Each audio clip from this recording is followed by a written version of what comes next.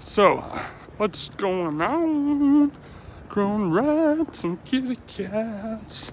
So, I'm going to talk about the two trippiest things I've experienced in my life while sober.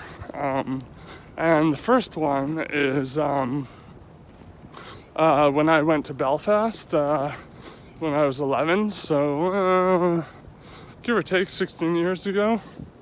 The second being when a bunch of I met a bunch of like really salt of the earth native folks who kind of took me in and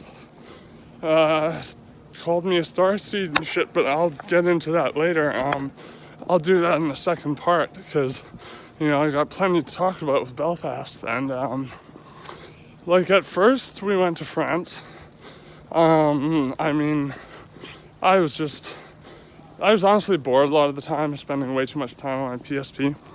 But I did have fun in the catacombs, even though I stupidly just ran off from the tour and just kept going. I very well could have been lost, but I just kind of followed the markers to where the tour was supposed to end and had no fear whatsoever, despite, you know, seeing these chandeliers made out of bones. And like, I could tell there were also kind of pranksters working with the bones because they would put them together to just look kind of, you know, risque, a little fallacious, stuff like that, you know. And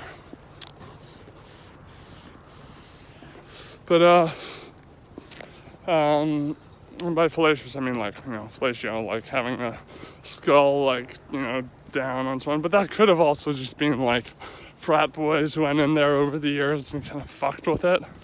Which, you know, I hope they brought a fucking nasty spirit home after doing that. You know, not that I would wish that on anyone else. But anyways, yeah, France smelled like utter duty because of all their open irrigation. Beautiful city nonetheless. Full of grifters though. I would love to go there again. I got to go to Disneyland there, which was probably the high point of my visit there, because I was, you know, I was like 10, 11 at the time.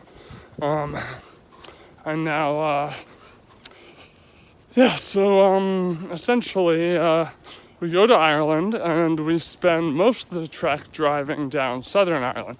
We start in Dublin, and one of my first sights in Dublin was rather creepy. I went to an internet cafe and got this. There's this French dude just looking at, it wasn't even like hardcore porn, it was like just, you know, chicks in bikinis and stuff like that in the internet cafe. And then we just hear this like, it was just, and I look over and he's fucking touching himself, and so I'm like, okay, I'm getting the fuck out of here. Anyways, we lived in a dorm for a night. My dad got me a thing of coolers, which was cool. So I got hammered for the second time, because the first time I got hammered was when I was 6 and accidentally drank Grower's cider thinking it was apple juice and puked all over my dad's lap. Otherwise my parents were very responsible, so I don't fault them for that.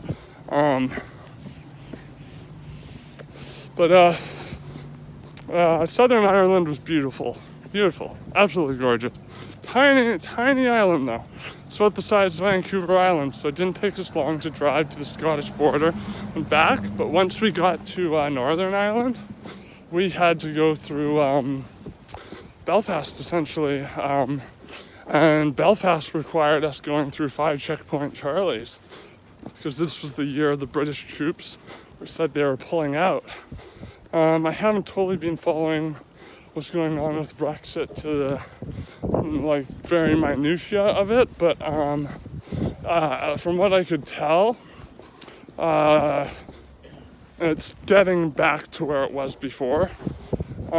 People are pissed, and, you know, of course, I think, you know, it's a brilliant strategy on the Brits, I mean, a very cruel one at that, to instill this never-ending civil war against the Protestants and the Catholics. And I remember they took us on this tour bus through the city, and like they took us through these 2 housing projects that honestly, if you just changed the flags from Protestant to Catholic, they looked exactly the same. Just people on the corner with a bullhorn, a Bible, screaming about this and that. But then, this is when it got really nitty gritty. We went by a factory that had recently had a shootout with apparently some escaped convicts, and you could still see like the bullet, a little bit of dust coming off the bullet holes, and there are a couple buildings that had obviously been blown up. It was hard to tell exactly when. A few of them looked like it was recent, but that could have just been arson. I don't know. There were 16-year-olds with Molotov cocktails and machetes on their belts. It was, yeah, no, that's the closest thing to a third world country I've seen in my own eyes. And it's fucked up because, you know, Ireland's very much not supposed to be a third world country, you know? But, yeah, anyways, it was a cool experience nonetheless. But, yeah, it was also funny watching the tourist, the leader of the tourist bus trying to like desperately scramble for like a mundane explanation for all these smoldering buildings and these obviously recently fired gunshots in the buildings, and you could see fires on the horizon, and yeah, you could just feel shit was seriously brewing. So, you know, for obvious reasons, we didn't stay there for too long. But, yeah, I know. So that was pretty fucking wild.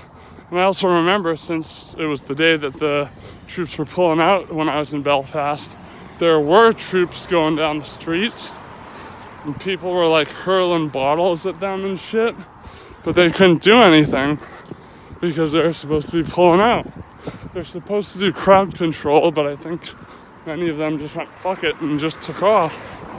You know, I'm mostly Irish in terms of my hereditary background, so yeah, I find it very, very fascinating, but also on the flip side of that coin, very disheartening, because, you know, they're raising these kids to be triggermen. You know, they talk about it and that annoying ass song by the Cranberries, Zombie, zombie,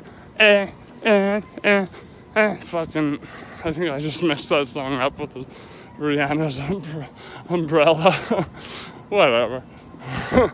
But that song basically is saying that all those like IRA, provisional IRA types who ended up growing kids to become triggermen or assassins,